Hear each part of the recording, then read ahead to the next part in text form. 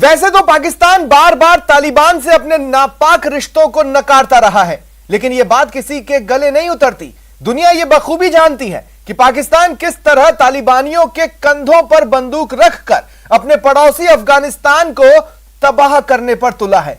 हकीकत तो यह है कि तालिबानियों को पाकिस्तान से न सिर्फ मोरल सपोर्ट मिल रहा है, बल्कि बाजवा की आर्मी भी चोरी छिपे अफगानिस्तान में खूनी खेल खेल रही है। पाकिस्तान के काले कारनामों की पूरी तस्वीरें दिखा रहे हैं अफगानिस्तान से भारत आए अफगान आर्मी के रिटायर्ड ऑफिसर और अफगान नागरिक। उन्होंने बताया कि पाकिस्तान की मदद से ही तालिबान आज इतना ताकतवर हुआ है।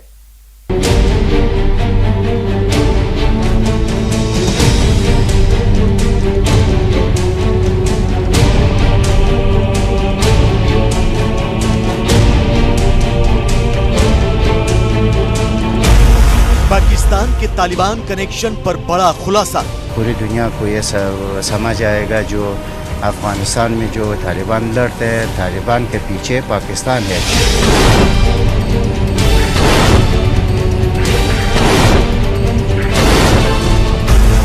अफगान आर्मी के कर्नल ने खोले चौंकाने वाले राज। चारों तरफ घेरा हुआ है। तालिबान जो है आसपास के गांव में बहुत आ चुके हैं। ख्याल से कुछ वो भी दिया था कि अगर हम लोग आएंगे तो पूरा सिटी को पूरा ले लेंगे, तो सब मतलब एक एक लड़की को और उसके लिए शादी करवा के उन लोगों के लिए देंगे।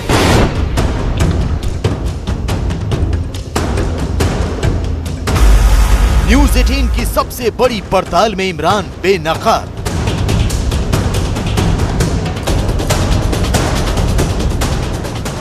अफगानिस्तान जल रहा है।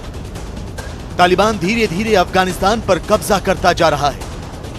कई इलाकों में तो तालिबान की दहशत से लोगों ने घरों से बाहर निकलना तक बंद कर दिया है। लेकिन इस सब का जिम्मेदार कौन है? क्या सिर्फ तालिबान ही इन हालात का असल कसूरवार है? जी नहीं, अफगानिस्तान में मचे कोहराम के पीछे तालिबान के साथ पाकिस्तान का भी अहम किरदार है। इस बात के सबूत तो न्यूज़ 18 इंडिया आपको कई बार दिखाता रहा है। हमने तालिबान की ओर से लड़ने वाले पाकिस्तानी सैनिकों की लिस्ट आपको दिखाई। हमने आतंकी बनकर अफगानिस्तान में तबाही मचा रहे पाकिस्तान सेना के जवानों के आईडी कार्ड आपको दिखाए। हमने बाजवा और तालिबानी आतंकी की तस्वीर आपको दिखाई। हमने अफगानिस्तान सेना की गिरफ्त में आए पाकिस्तानी जवान का चेहरा आपको दिखाया। लेकिन आज न्यूज़ 18 इंडिया आपको भारत आए उन अफगानियों से मिलवाएगा जो कैमरे पर आपको बताएंगे कि कैसे उनके मुल्क को इमरान खान और उनके सिपह सालार कमर जावेद बाजवा मिलकर तबाह करने पर तुले हुए। हाल फिलहाल में जितने भी लोग अफगानिस्तान से इंडिया आए हैं, उन सभी लोगों का यही कहना है कि अफगानिस्तान में तालिबान ने कोहराम मचा रखी है। यहाँ तक कि महिलाएं घर से अकेले बाहर नहीं निकल सकती। और इन लोगों का ये भी साफ साफ कहना है कि तालिबान के पीछे पाकिस्तान है, यानी पाकिस्तान ने तालिबानियों को समर्थन दिया हुआ है। भले ही पाकिस्तान बार बार कहे कि वो तालिबानियों का समर्थन नहीं करता, लेकिन जब अफगानी सैनिकों के साथ तालिबानियों का मुठभेड़ होता है और उसके बाद से जो तालिबानियों के पास से आईडी मिलते हैं, वो आईडी दर्शाते हैं कि वो लोग सभी पाकिस्तान नागरिक हैं। ये हैं अब्दुल्ला उबैदी। उबैदी अफगानिस्तान आर्मी से हाल ही में रिटायर हुए हैं। अब्दुल्ला उबैदी के मुताबिक हाल ही में अफगान सेना ने तालिबानियों पर हमला किया था। इस हमले में कई तालिबानी मारे गए, लेकिन जब अफगान सेना ने मारे गए तालिबानियों की तलाशी ली तो पता चला कि इनमें से ज्यादातर पाकिस्तान के नागरिक हैं। हमारा जो जूनियर्स है उन लोगों ने सबको हमको पता है और सब कुछ पूरी दुनिया का पता है। जो वहाँ पर लड़ते रहेंगे वो पाकिस्तानी लोग हैं। वहाँ पर अफगानी लोग इतना नहीं है और इतना ताकत पर भी हम नहीं है, और ये बात पूरी दुनिया समझ रही है। मतलब आप कहना चाहते हैं कि जो तालिबान के भेष में वहाँ पे जो लोग लड़ रहे हैं वो तालिबान नहीं, पाकिस्तान के नागरिक हैं? यस, ये सब पाकिस्तानी है वहाँ पर लड़ रहे। और आज दिन भी अभी जो इतनी लड़ाई बहुत ज़्यादा से जोर चल रहा है, ये सब पाकिस्तानी है। हमारा रईस जमहूर ने हमने ये बता दिया कि 10,000 अफराद आज पाकिस्तान से उबूर के अफगानिस्तान के अंदर आया था, अभी तक लड़ रही है। अफगानिस्तान आर्मी के रिटायर्ड कर्नल अब्दुल्ला उबैदी ने हमें कुछ तस्वीरें भी दिखाई और बताया कि चंद घंटों पहले ही तालिबान के 50 आतंकी जहन्नुम पहुंचाए गए हैं। खास बात यह कि सब के सब पाकिस्तान के नागरिक हैं। ये कल रात का इसको 50 आदमी ने एक जगह पर पाकिस्तानी मरा हुआ जो सबसे पहले तो हम अपने दर्शकों को दिखा दें कि कर्नल साहब के जो मित्र हैं इस वक्त आर्मी में, उन्होंने इन्हें ये तस्वीर भेजी। नज़ारी साहब जिन्होंने तस्वीर भेजी है आपको, और उन्होंने ये तस्वीर में बताया कि जब गोलाबारी हुई, जब जवाबी कार्रवाई जब अफगानिस्तान आर्मी ने की, तो एक जगह जब जवाबी कार्रवाई की गई तो तकरीबन 50 लोगों की मौत हुई। और जब जाके इन्होंने चेक किया तो जो 50 लोग थे, ये सभी 50 लोग जो है पाकिस्तान के नागरिक है, पाकिस्तान के नागरिक। वैसे इमरान खान पर तालिबान का साथ देने के आरोप अफगानिस्तान की सरकार भी लगा रही है।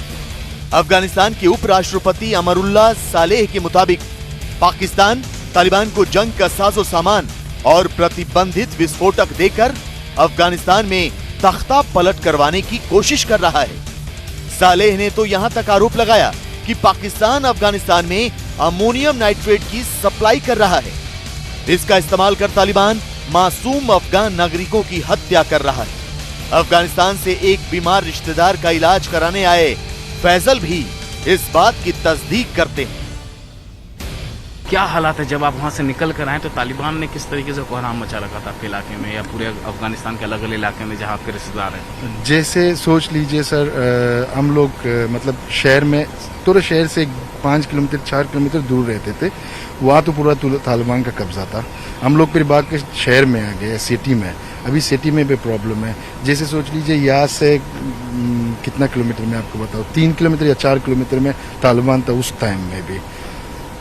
रास्ते में तो पूरा प्रॉब्लम है, हर किसी को उतार लेता है। लेकिन जैसे मर रहा है तालिबान, उन लोगों की जेब से आईडी भी निकल रहा है, उन लोगों की जेब से सब चीज़ निकल रहा है कि वो बाहर के लोग हैं, वहाँ वो पाकिस्तान का लोग है, लेकिन कोई कुछ नहीं करता है सर।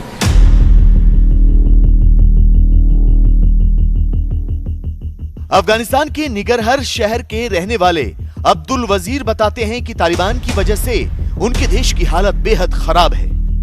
उनका परिवार और रिश्तेदार अफगानिस्तान के अलग अलग इलाकों में हैं, जिनकी चिंता उन्हें खाए जा रही है। यही नहीं, उन्होंने हमें एक वीडियो भी दिखाया।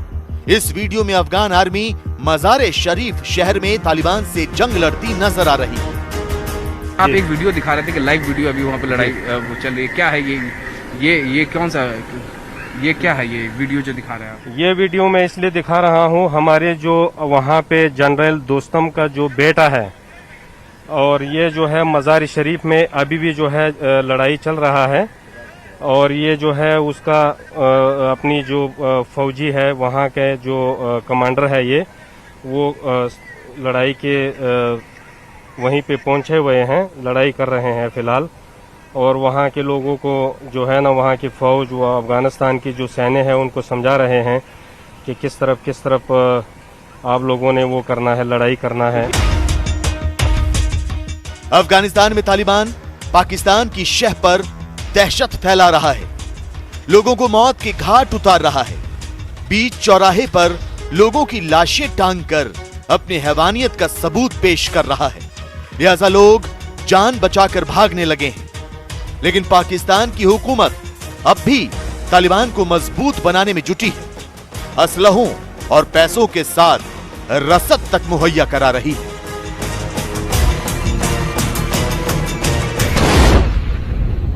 तो आपने सुना और देखा कि पाकिस्तान किस तरह अफगानिस्तान में न सिर्फ तबाही की साजिश रच रहा है, बल्कि तालिबानियों को ताकतवर बनाने में जुटा है। लेकिन अब जो खबर हम आपको दिखाने जा रहे हैं वो इससे भी खतरनाक है। और वो खबर यह है कि पाक के आका चीन ने तालिबान को एक घातक मिसाइल दी है। हालांकि तालिबान के आतंकियों को यह मिसाइल चलानी नहीं आती, लेकिन तालिबानियों की फिक्र पाकिस्तान ने दूर कर दी और अब वो तालिबानियों को मिसाइल चलाने की ट्रेनिंग दे रहा है।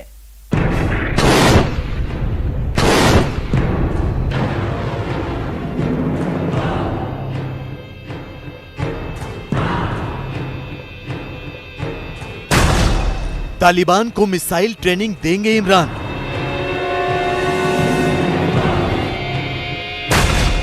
अब मिसाइल से मौत बरसाएगा तालिबान।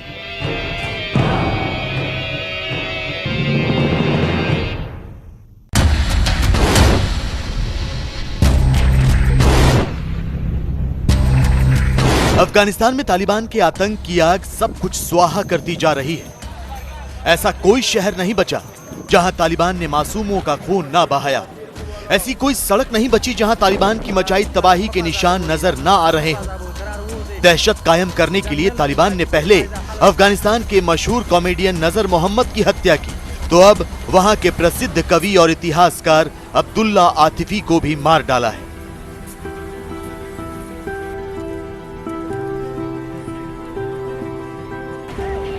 हालांकि अफगान आर्मी अफगानिस्तान को तालिबान के चंगुल से बचाने के लिए एड़ी चोटी का जोर लगा रही है। पिछले 24 घंटे में अफगान सुरक्षा बल ने 300 से ज्यादा तालिबान आतंकियों को मौत की नींद सुला दिया है। लेकिन एक बार फिर खतरे की घंटी बजी है। एक बार फिर पाकिस्तान तालिबान के हाथ मजबूत करने में जुट गया है। न्यूज 18 इंडिया को मिली एक्सक्लूसिव जानकारी के मुताबिक चीन ने तालिबान को जमीन से हवा में मार करने वाली घातक मिसाइल दी है, लेकिन चीन की इस मिसाइल को पाकिस्तान ने अपने कब्जे में ले लिया है। चूंकि तालिबान के आतंकियों को इस तरह की मिसाइल को दागना नहीं आता, लिहाजा पाकिस्तान की सेना तालिबान आतंकियों को इस मिसाइल को ऑपरेट करना सिखाएगी, जिसके बाद तालिबान इस मिसाइल का इस्तेमाल अफगान आर्मी के खिलाफ करेगा और इससे अफगानिस्तान की 2.5 लाख की सेना के खिलाफ तालिबान के 60 से 70 हजार आतंकियों को जंग जीतने में मदद मिलेगी।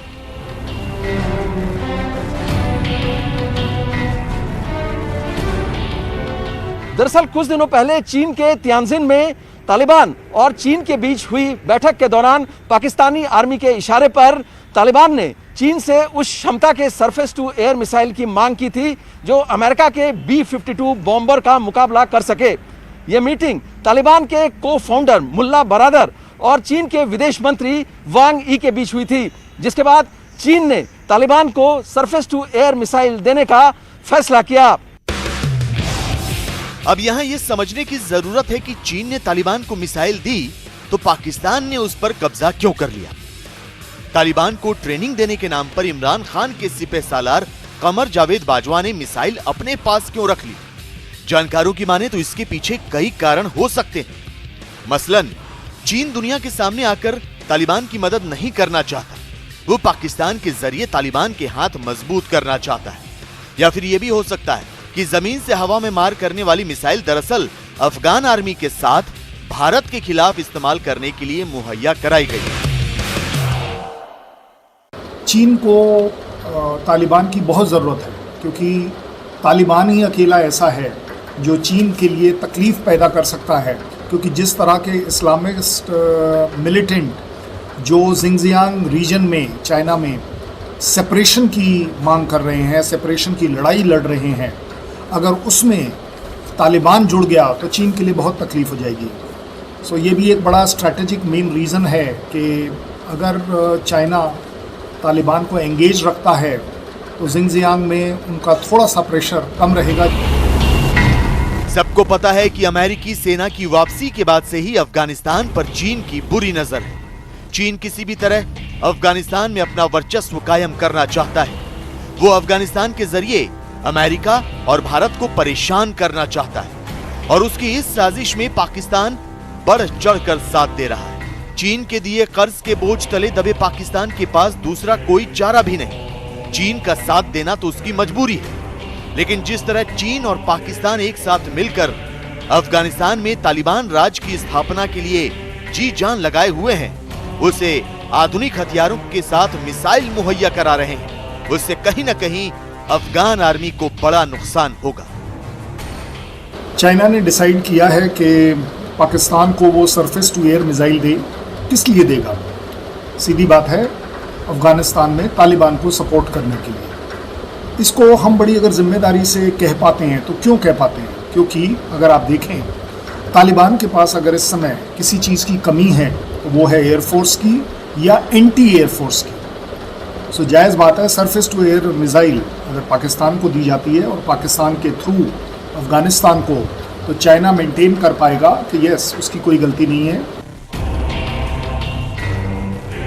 अफगानिस्तान की सेना के लिए चीन की मिसाइल और पाकिस्तान की मिसाइल ट्रेनिंग दोनों बड़ी मुसीबत बनकर सामने आएगी। चिंता की बात तो यह भी है कि अफगानिस्तान में शरिया कानून के पैरोकार तालिबान की मदद के लिए कई इस्लामी मुल्क भी आगे आ रहे हैं। न्यूज 18 को मिली जानकारी के मुताबिक चीन ने तालिबान को जो मिसाइल दी है उसके लिए फंडिंग एक इस्लामी देश ने की है। इस इस्लामी देश ने आतंकी ओसामा बिन लादेन की प्रॉपर्टी बेचकर पैसे इकट्ठा किए और तालिबान के लिए चीन से मिसाइल खरीदी। चीन और पाकिस्तान के अलावा तालिबान की मदद करने वाला देश कौन है, बहुत जल्द उसका भी पता चल जाएगा। लेकिन फिलहाल वीगर मुसलमानों को तालिबान के समर्थन से रोकने, सीपेक में अपने निवेश को सुरक्षित रखने और अफगानिस्तान में रणनीतिक मौजूदगी के लिए चीन को तालिबान की जरूरत है। तो अफगानिस्तान में भारत के बढ़ते प्रभाव को कम करने के लिहाज से पाकिस्तान को तालिबान की दरकार।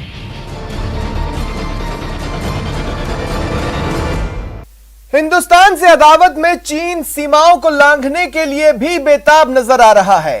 खबर हैरान करने वाली है, लेकिन है सोलहों आने सच। खबर है कि चीन की पीपल्स लिबरेशन आर्मी ने अपने सैनिकों को तिब्बत के ल्हासा से निंगची तक बुलेट ट्रेन में बॉर्डर पर भेजा।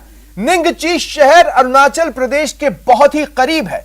ऐसे में जानकारों का मानना है कि LAC पर पहली बार बुलेट ट्रेन से सेना भेजकर चीन अपनी विस्तारवादी सोच को आगे बढ़ा रहा है।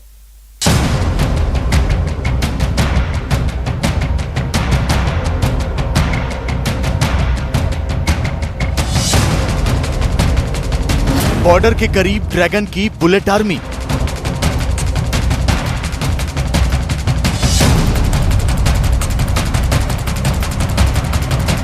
बुलेट ट्रेन से LAC पहुंची लाल सेना।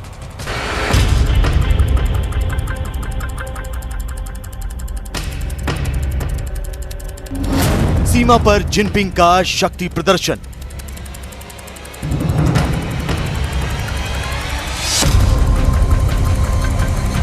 भारत से लगती सीमा के करीब तिब्बत में चीन लगातार अपने आधारभूत ढांचे को मजबूत कर रहा है।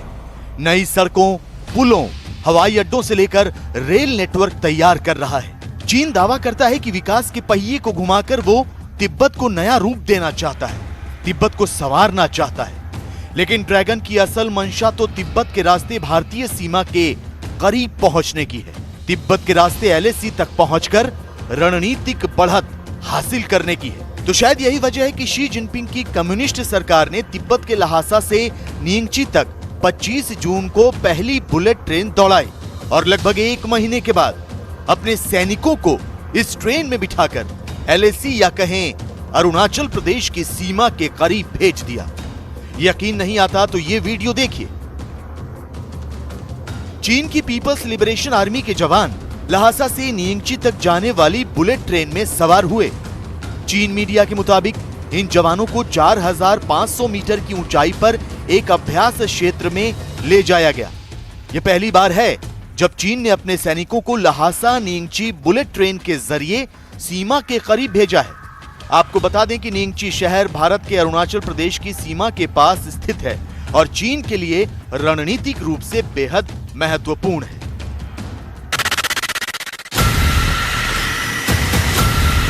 एक हफ्ते के अंदर LAC के मुद्दे पर चीन के अलग अलग रूप देखने को मिले हैं। कभी ऐसा लगा कि चीन भारत के साथ सीमा विवाद को और तूल नहीं देना चाहता, तो कभी ऐसा लगा कि वो इस विवाद की आग में जानबूझकर घी डालने का काम कर रहा है।